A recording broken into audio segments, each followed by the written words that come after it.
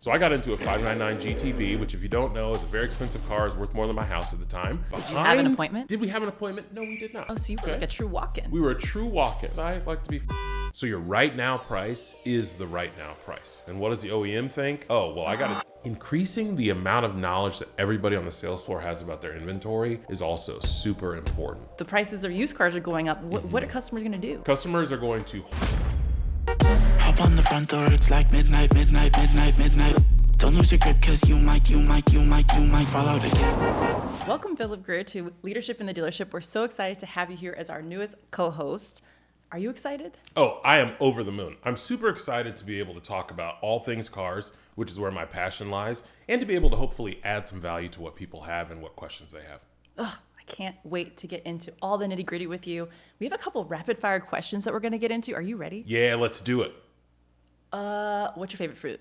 Ooh, I love Chicago-style pizza, but a second favorite is Detroit-style pizza. And I will eat those every meal, every day for the rest of my life, except I have a cardiologist, so she won't let me do that.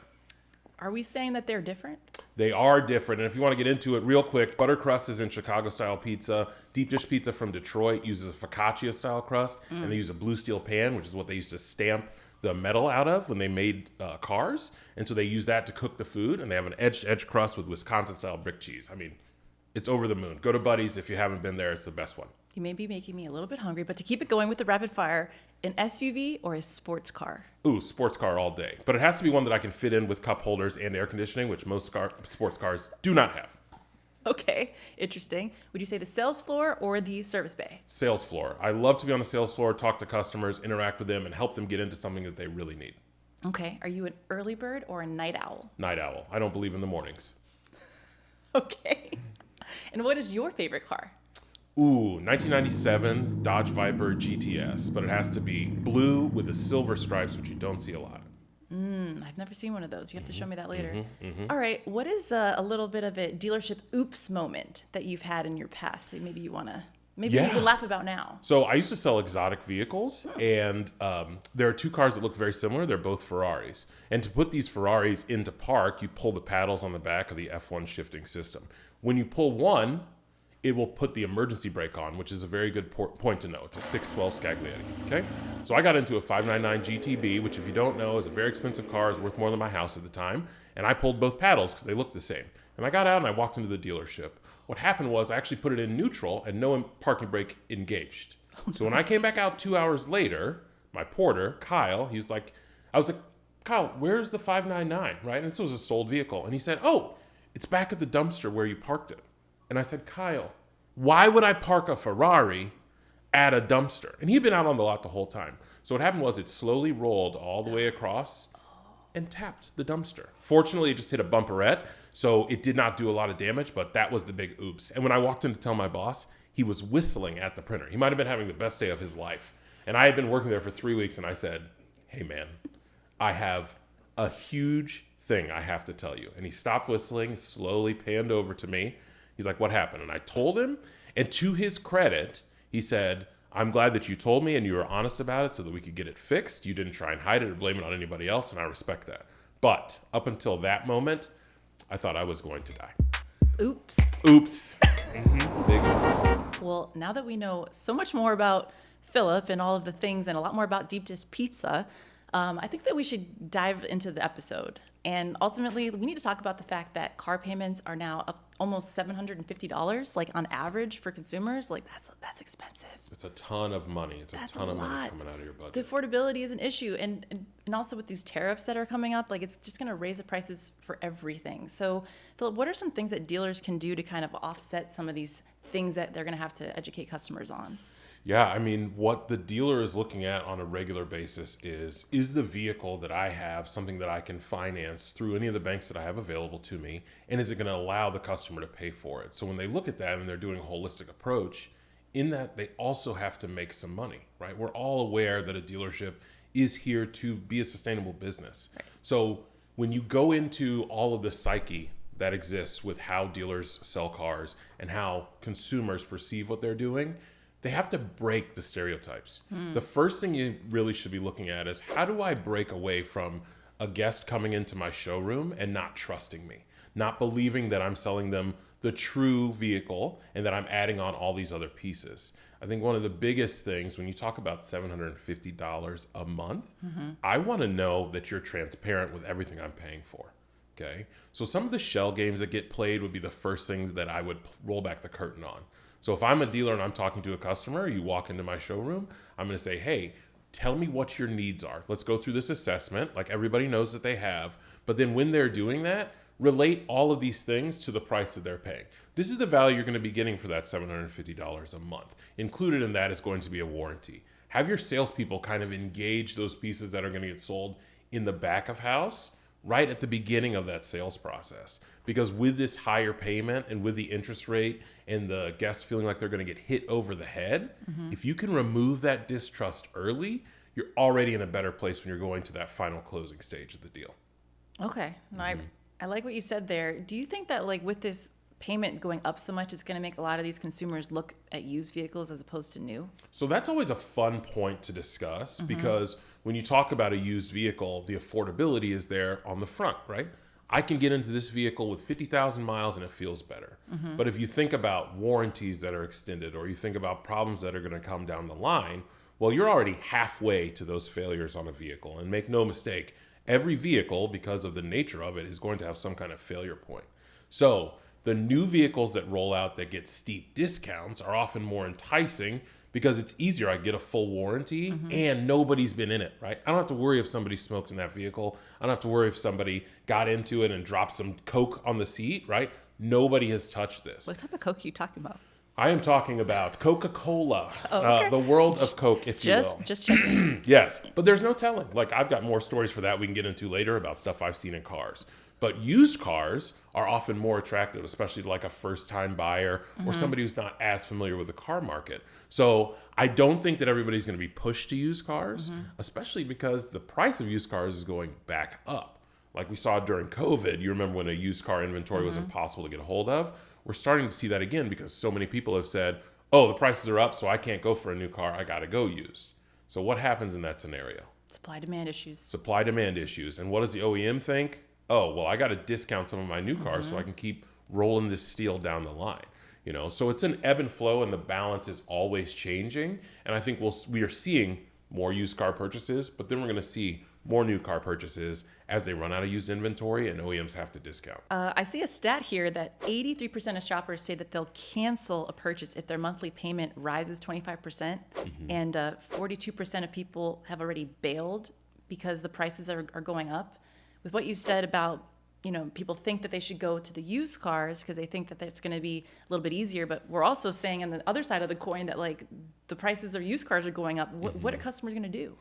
Customers are going to hold for a little bit, I imagine, right? They will pause on their purchase, but if you need a car, you need a car, right? Yeah. So there's going to be those necessity. people who have to have it, and then you have the customers who are buying it for fun, you know, or customers who are buying it because they may want to refresh.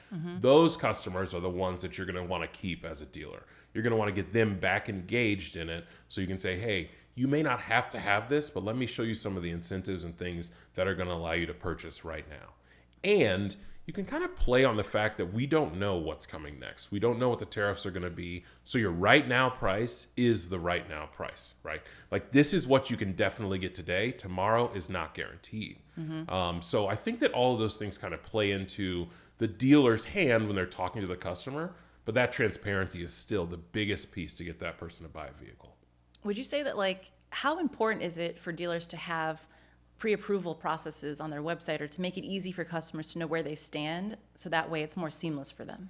I say that that is probably the number one thing for a dealer to consider. Everybody right now is in a digital age. We're always on our phones. We're getting targeted ads. I mean, I'm going to get a targeted ad about the Viper that we talked about at the beginning of this episode, right?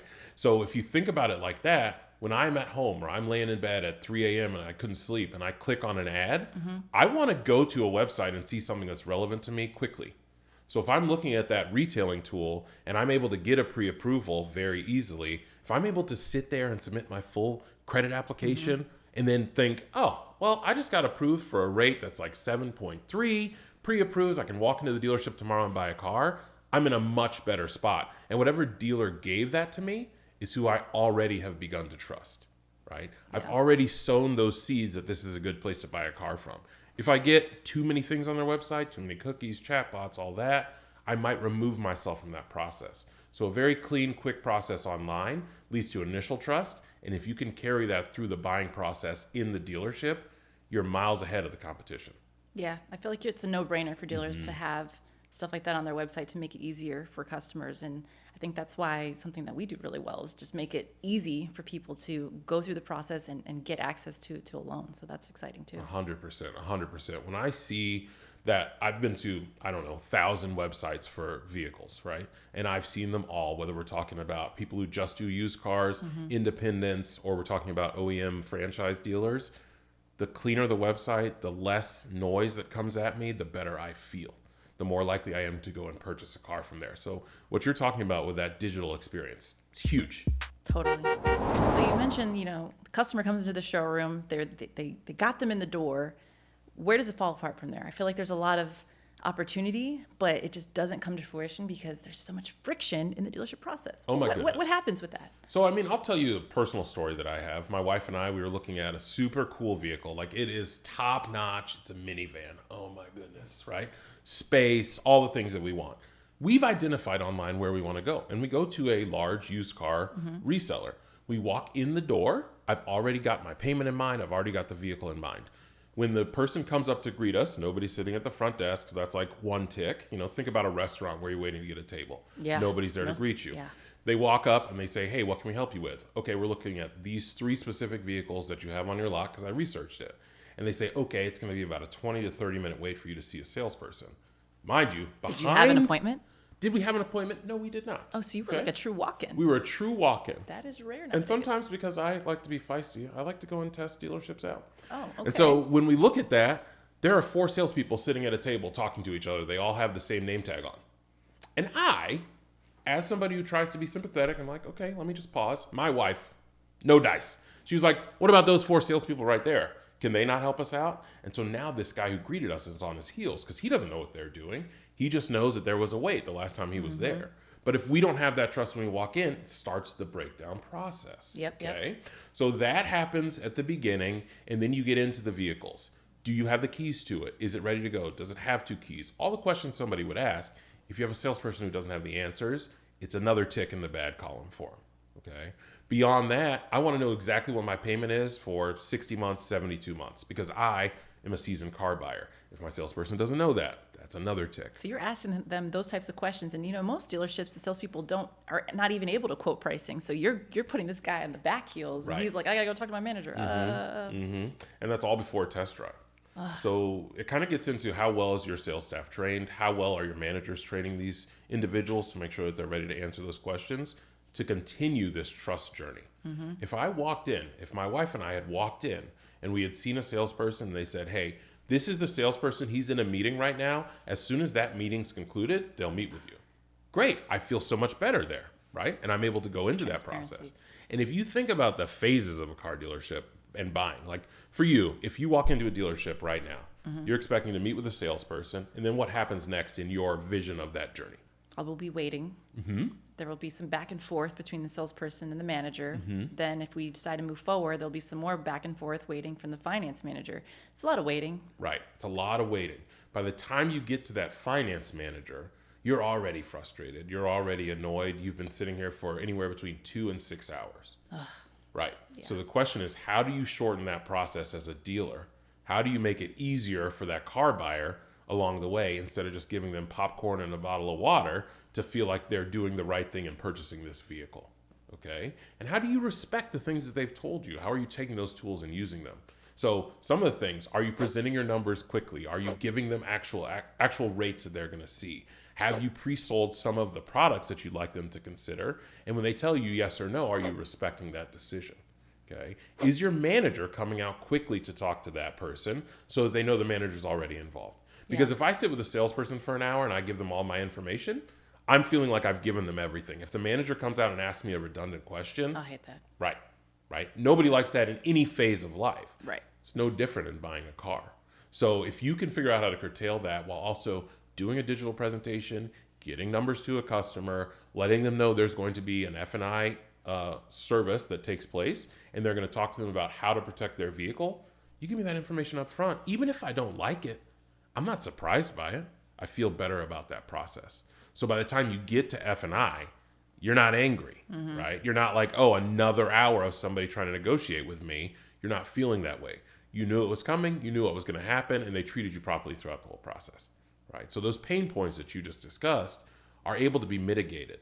And all of those have to be looked at with the rising costs, the rising interest rates, and the decline in approvals. So all of those little pieces play a part in this whole scenario and the whole selling story. And then if I have a good experience, and this is the biggest thing, I'm going to tell my friends to go buy a car from this dealership.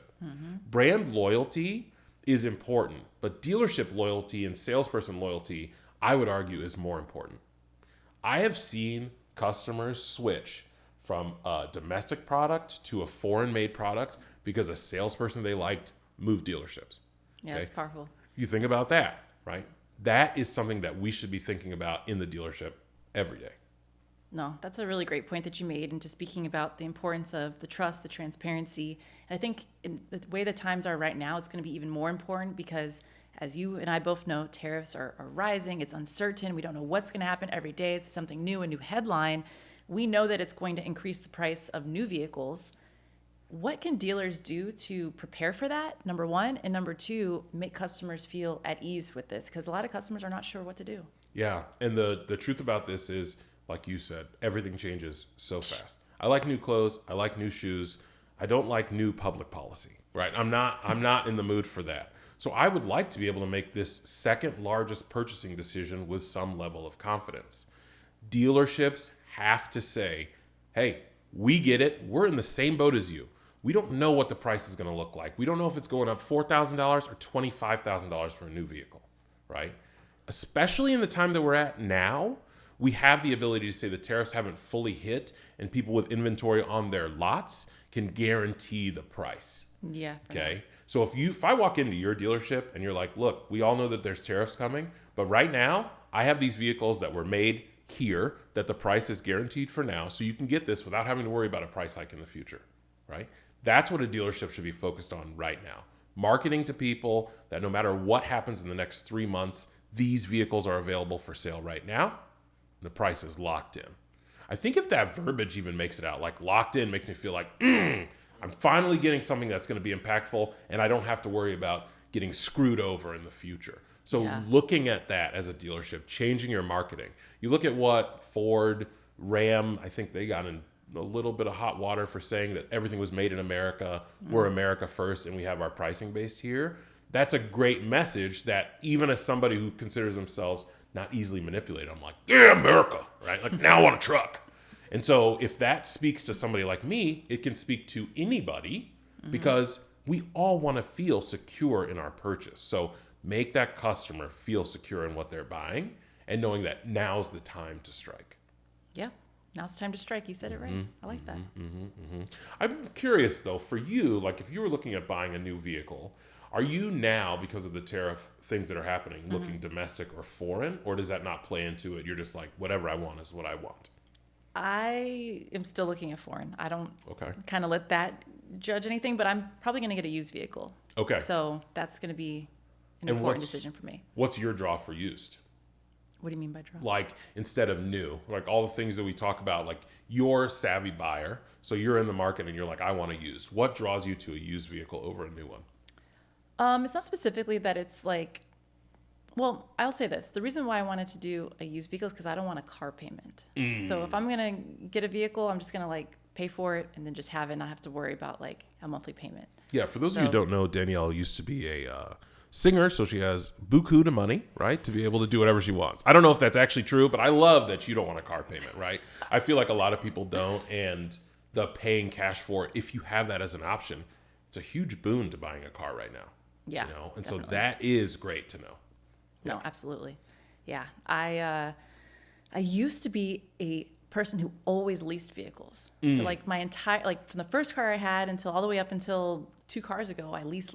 And then I made a pivot and started buying used. So it was like a weird transition that I made, but I'm glad I did. I just love not having to worry about that every month. Yeah. Yeah. I think that one of the things that car dealerships focus on, when they're talking about leases specifically is like, for the rest of your life, you could pay $481 a month. Doesn't that sound great?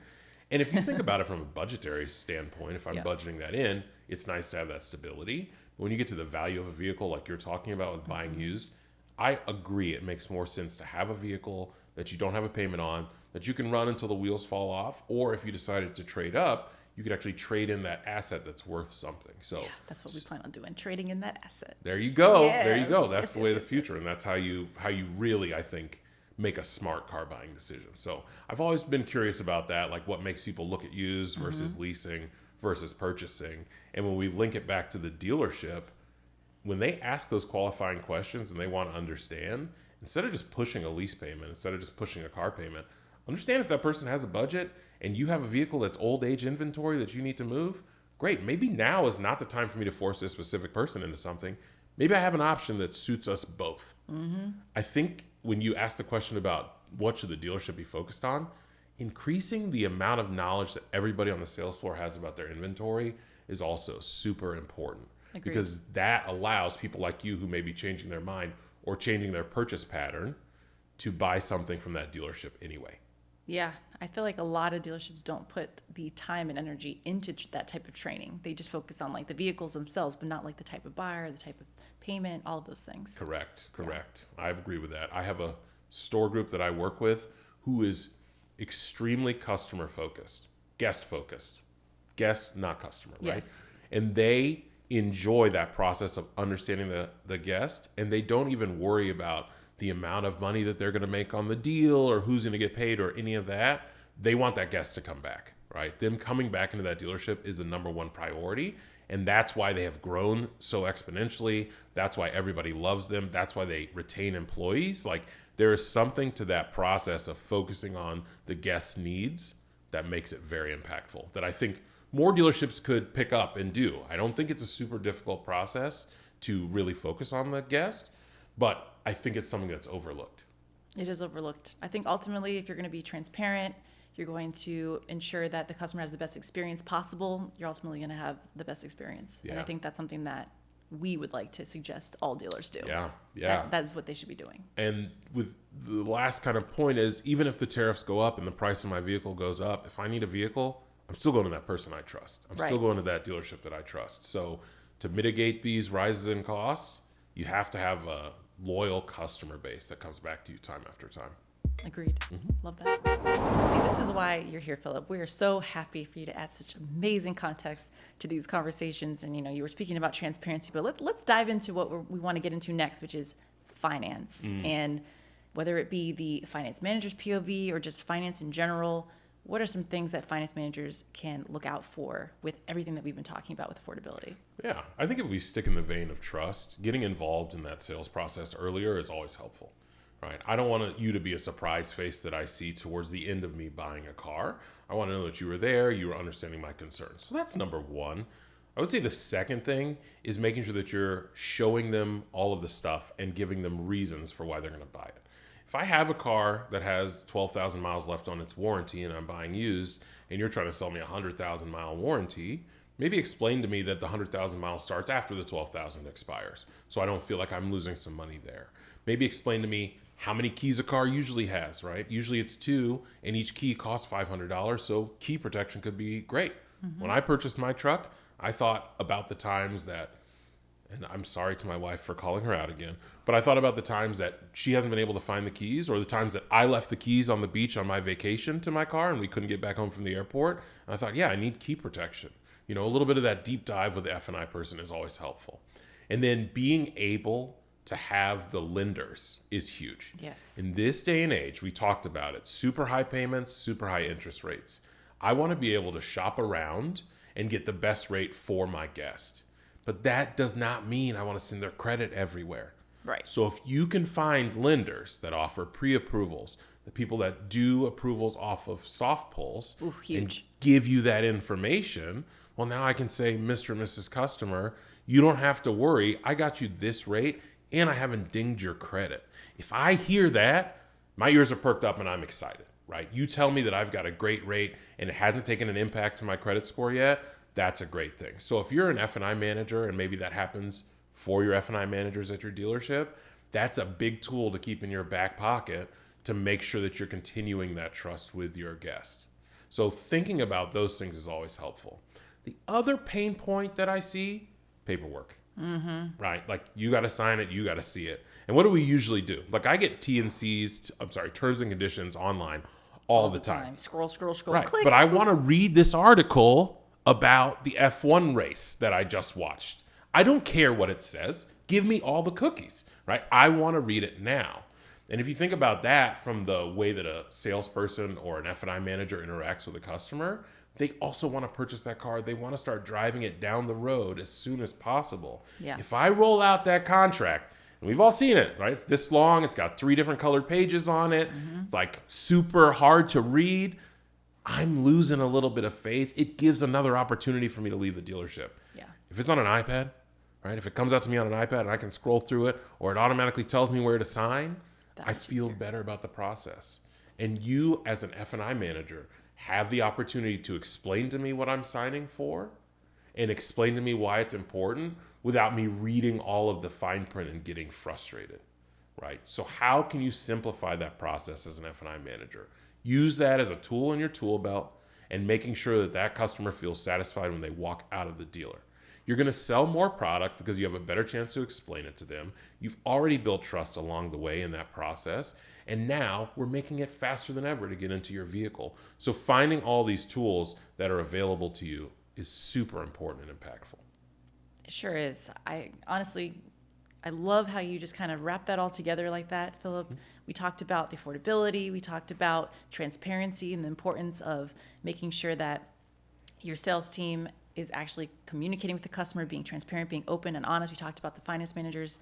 I just feel like we really kind of wrapped it all together. So thank you for that. Yeah, and absolutely. you know, what do the people have to look forward to with our next episode? I mean, there's a lot of content coming your way, but if you like learning about this and this is something that spoke to you, right, we're going to have another episode that tackles the 5 things that are coming up at NIADA, which is going to be an Independent Auto Dealers Association meeting, and what you should do to use it at your dealership.